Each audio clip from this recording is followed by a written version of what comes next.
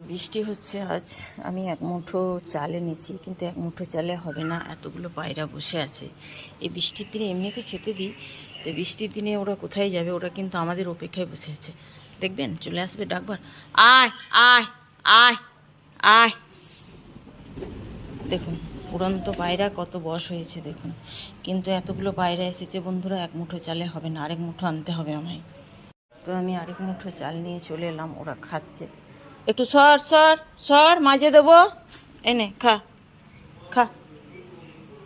তো সকাল থেকে এ তো হয়ে গেল একটা কর্ম, ফার্স্ট কর্ম। আমি জাস্ট ঘুম থেকে উঠেই হয় স্বামী দেয়, কোনো দিন স্বামী দিলে ওরা আর আসে না। ওরা খেয়ে ওর মানুষের মতো, ওরা তো লোভীও নয় স্বার্থপরও নয়, ওরা কিন্তু খেয়ে চলে যায়। আর যেদিন না দেয় সেদিন টুকটুক করে তাকিয়ে থাকবে যে বড় হয়তো ভুলে গেল, টিউশনি বসে গেল। এই দেখুন চড়ুই পাখিগুলো আসছে। তো ওরা বর্ষার দিনে কোথায় যাবে? তো ফার্স্ট কর্ম আমি আমার করে নিলাম সকালবেলায়।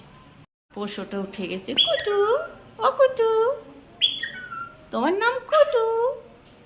ও নিজের নামটাই বারবার, না এখন কুটু কুটু করে গান করতে হবে না, যাও। তো পোষ্যটাকে আবার খেতে দেবো। তো বেসিক্যালি আমার একটা যজ্ঞ হলো পার ডে, স্বাস্থ্য মতে পার ডে 5টি যজ্ঞ করার কথা বলা হয়েছে, কিন্তু 5টি যজ্ঞ মানে যে আপনাকে না খেয়ে উপবাস থেকে অনেক সূচিভাবে এবং ঘি পুড়িয়ে মানুষ ডেকে যজ্ঞ করতে হবে, সেটা কোনো কথা নেই। মনের শুদ্ধিতার সাথে যেটা করবেন সেটাই যজ্ঞ। তো 5টা যজ্ঞের কথা আমি বলি পার ডে, আপনি যদি করতে পারেন, মানতে পারেন, তো আপনার অনেক লাভ হবে। এক হচ্ছে ফার্স্ট পাক পাখুরিকে খেতে দেবেন, এটা একটা যজ্ঞ গেল।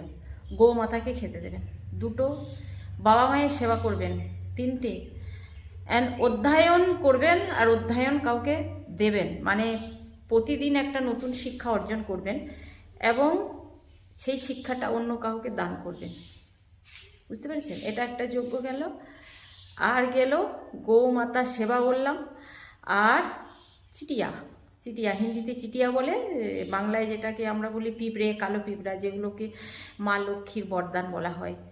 তো অনেকে জানেন তো, রাতে শুতে যাওয়ার আগে গাছের গোড়াতে অল্প স্বল্প চিনি ছিটিয়ে দিয়ে যায়, যাতে চিটিয়া মানে পিঁপড়ে টিপড়েতে খায়, মা লক্ষ্মীর কৃপা মানে আপনার উপর বেনে থাকবে। ঠিক আছে? তো পার ডে আপনি যদি এগুলো করতে পারেন, আপনার আলাদা করে করতাল ঠোকার প্রয়োজন নেই, তিলক করার প্রয়োজন নেই, আমি বলবো। আর যদি বাড়ির উচ্ছিষ্ট খাবার থাকে, সে খাবারটা পচে যাবে, নষ্ট হয়ে যাবে, সে খাবারটা আশেপাশে কুকুর টুকুর থাকে, তো তাদের প্রাণ রক্ষা হোক না। মনে সদ্ভাবনা রাখুন, এগিয়ে চলুন।